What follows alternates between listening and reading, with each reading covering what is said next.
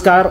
महाराष्ट्रातल्या लोकसंस्कृतीचा अभ्यास करताना तमाशा ही लोककला खूप तळागाळातल्या लोकांना आनंद देणारी आहे आणि या तमाशा कलेनं आत्तापर्यंत महाराष्ट्रातल्या अनेक गावातून तिचं स्वतःचं अस्तित्व कसं टिकवून ठेवलेलं आहे. त्याच्यामध्ये बेल्ला हे गाव आणि या बेल्ला या गावामध्ये संगीतरत्न दत्ता माडिक पुणेकरांना यांचा जीवन प्रवास खरोखर त्यांची आठवण म्हणून पुढे नेणारे आपल्या पतसंस्थेच्या माध्यमातून आणि सध्या साई समर्थ नावाच्या नव्या पतसंस्थेचे संस्थापक अध्यक्ष वसंतराव जगताप अण्णा हे सुद्धा एक चांगले या ठिकाणी महाडिक अण्णांचे फॅन आहेत आणि स्वतः महाडिक अण्णा आणि त्यांचा सहवास प्रेम करणारे त्यांच्यावर व्यक्तिमत्व आहे.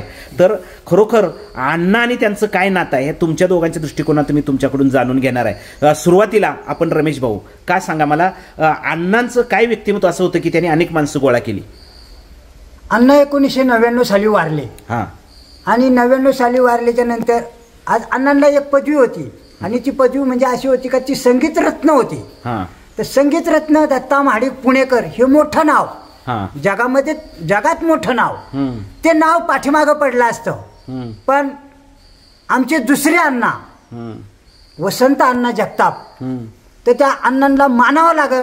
आज त्यांनी एवढ्या वर्ष झाले, आज 12 वर्ष झाले आज त्यांनी अण्णांचं नाव ताजं ठेवलंय. यावर्षी 13 वर्ष आहे आणि यावर्षी 13वं वर्ष आहे.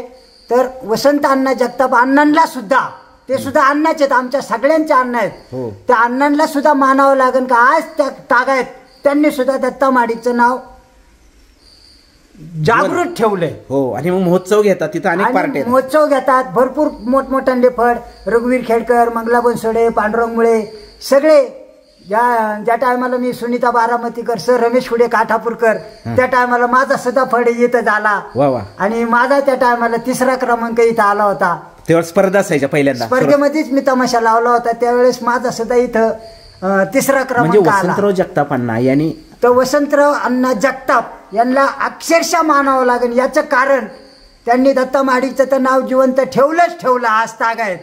परंतु ह्या बाकीच्या तमाशावाल्यांना सुद्धा ते घेऊन संगती चालतात आणि इथं एवढा मोठा तमाशा महोत्सव भरवतात आणि तो महोत्सव 4-5 दिवस पार खाण्यापिण्यापासून भरवतात. पतसंस्था चांगली चालवतात. आणि शिवाय त्यांची जी आता पहिली जी जुनी पतसंस्था होती ती तर त्यांनी भरभराटीला नेलीच, परंतु आता जी स्वामी समर्थ पतसंस्था त्यांनी आज त्या पतसंस्थेचं उद्घाटन आहे आणि ती सुद्धा पतसंस्था ती अशीच पुढे जोमावणी चालवतील हा सुद्धा आम्हाला आत्मविश्वास आहे. खरं आहे. तुम्ही रमेश भाऊ खूप तळमळीने सांगताय की जो दुसऱ्यासाठी काहीतरी चांगलं करतो त्याचं नक्की चांगलं झाल्याशिवाय राहत नाही आणि चांगलं व्हावा. वसंत अण्णा सुद्धा उजाडात यावा. आता तर भरपूर उजाडातच आहेत, पण आता जेवढे उजाडात आहेत याच्यापेक्षा ते अजून उजाडात यावा ही बेल्लेश्वर चरणी प्रार्थना करतो. खरोखर वसंतराव जगतापांना यांचं काम तळागाळात नाही आणि सामान्य माणसाला ते जवळ करतात. फक्त पदाची अपेक्षा ते धरत नाहीत, तर त्यांची साई समर्थ नावाची आता नवीन निघालेली पतसंस्था जी आहे त्या पतसंस्थेच्या माध्यमातून त्यांनी आत्ता सभासद झाल्या घड्याळ दिलेला आहे.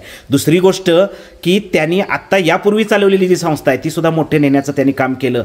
ते माणसांच्यावर प्रेम करतात, महाराष्ट्राच्या बाहेरच्या माणसाच्यावर प्रेम ते करतातच. ते महाराष्ट्र जिल्ह्याच्या बाहेर करतात, बेल्ल्याच्या बाहेर करतात आणि आज त्यांच्या पतसंस्थेच्या उद्घाटनाला खूप लोक येणार आहेत. त्याबद्दल तुम्हाला काय वाटतं? लोक खूप प्रतिसाद त्यांना मिळतो. हे महाडिक अण्णांचा आशीर्वाद आहे. महाडिक अण्णांचा आशीर्वाद आहे आणि त्यांचे कार्य आहे तसंच आहे. नुसता अण्णांचाच आशीर्वादाने नाही तर त्यांचाही हातभार तसा जनसमुदायाला लागतो आणि म्हणून लोक त्यांच्यावरती प्रेम ते म्हणतात की बाबा मला थोरा मोठ्यांचे आशीर्वाद आहेत, वाडवडिलांचे जसे आशीर्वाद तसं माझ्या महाडिक अण्णांच्या गाणी म्हणतो म्हणजे त्यांच्यावर पण त्यांचा आशीर्वाद ते म्हणतात स्वतः. अण्णांचा आशीर्वाद तर आहेच आहे, त्यांचं कार्य तसंच आहे जोमामध्ये म्हणून त्यांना सहभाग मिळतो. पण ते स्वतःही असे खूप भारी कलावंत आहेत. आज माडिक साहेबांची गाणी ते सुद्धा फॉर्मला म्हणतात, रसिकतेने म्हणतात चांगले आणि त्यांना सुद्धा कलेचा नाद आहे. काय अण्णांची सुद्धा ते गाणी खूप छान म्हणतात. हो. सुहास भाऊ तुमच्याकडे मी येतोय. खूप महाडिक अण्णांची तुम्ही चिरंजीव आहात आणि आपल्या वडिलांच्या विषयी कुणीतरी काहीतरी करतं याविषयी खूप चांगलं या ठिकाणी तुम्ही दरवर्षी त्या महोत्सवामध्ये सहभागी होता. आपल्या वडिलांच्या पुण्यतिथीच्या महोत्सवामध्ये आपण सहभागी होतो, याविषयी काय वाटतं? आनंद वाटतो. कारण कसं आहे हे आता हे पुण्यतिथी भरवणं किंवा काय करणं अवघड राहिलं नाही. पैसा लागतो भरपूर.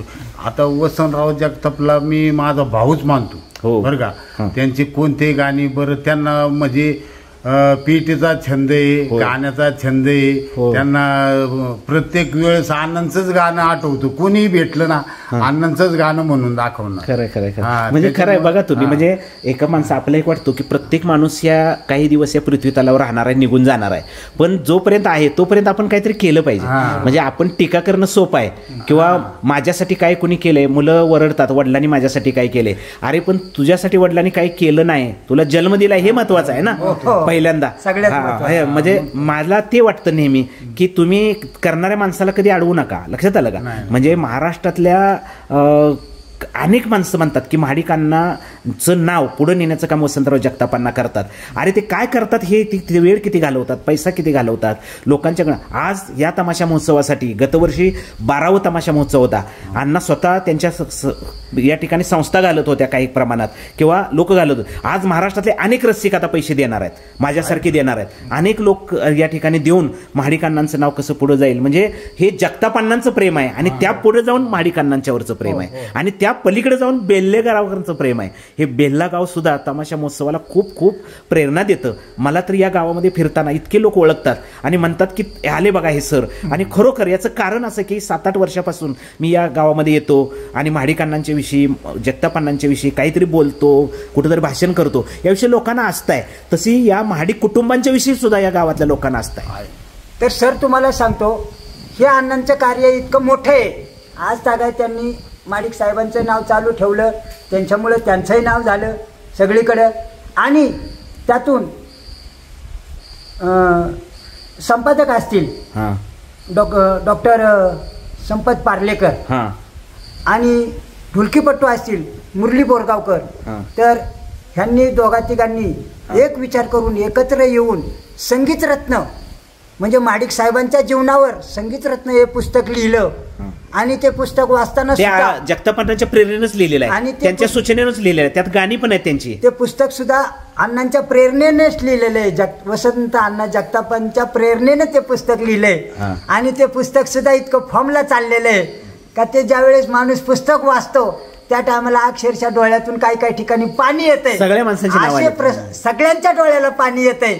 ज्यांनी ज्यांनी ते पुस्तक वाचलं असं अशांच्या त्या डोळ्याला ज्यावेळेस मी स्वतः पुस्तक ते वाचलं त्यावेळेस मी सुद्धा माझ्या डोळ्याला पाणी आलं काही काही ठिकाणी. खरोखर रमेश भाऊ तुम्ही जातीवंत कलावंत आहात.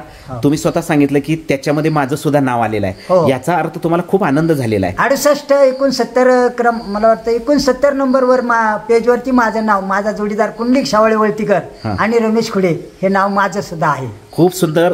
मी धन्यवाद तुमचं मानतो की संगीतरत्न या पुस्तकामध्ये तुमचं नाव आलंय आणि महाडिक अण्णांच्या कुटुंबाचाही मोठेपणा त्याच्यात सांगितलेला आहे. की त्यानंतर मग कहाणी एका सोंगाड्याची आलेला आहे. ते गुलाबमामांचं जीवनचरित्र आहे. त्याच्यामध्ये महाडिक अण्णांनी त्यांचा जीवन प्रवास जो आहे तोही आलेला आहे, त्यांचं मोठेपण आलेलं आहे. महाडिक अण्णांच्या विषयीच्या पण आठवणी त्याच्यामध्ये जरूर आलेल्या आहेत. तर तुम्ही दोघांनी मला खूप सुंदररित्या या ठिकाणी महाडिक अण्णांच्या विषयीच्या आठवणी 4-5 भागामधून सांगितलेल्या आहेत. महाराष्ट्रातल्या रसिकांच्यापर्यंत त्या नक्की जाणार आहेत.